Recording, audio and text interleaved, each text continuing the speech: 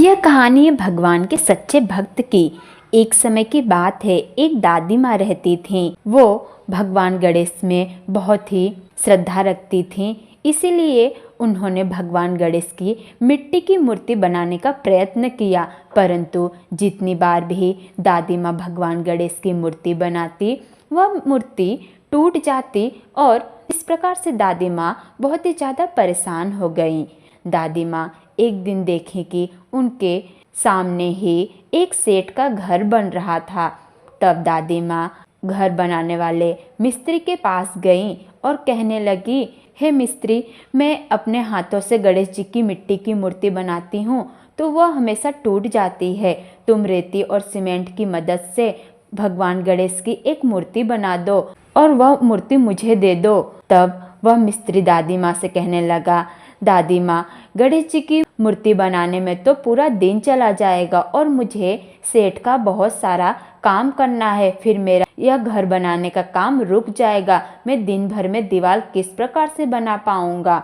यह कहकर वो मिस्त्री वापस से दीवार जोड़ने का काम करने लगा।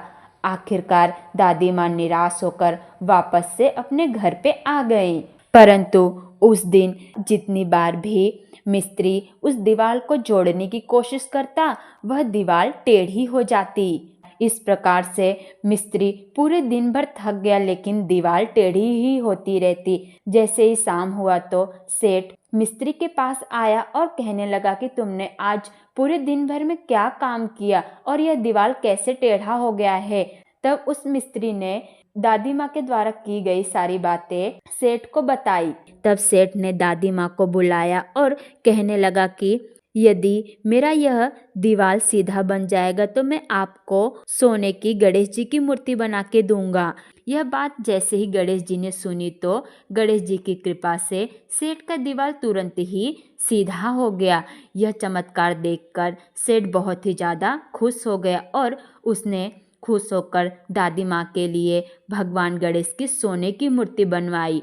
इस प्रकार से दादी माँ के पास भगवान गणेश की सोने की मूर्ति आ गई और वह प्रत्येक दिन भगवान गणेश की पूजा करने लगी। इस प्रकार से कहा जाता है कि जो भी व्यक्ति भगवान गणेश पर पूरी श्रद्धा के साथ विश्वास करते हैं और उनकी सच्चे मन से पूजा करते हैं तो भगवान गणेश सदैव ही अपने भक्तों की मदद करते हैं और उन पर अपनी कृपा बनाए रखते हैं।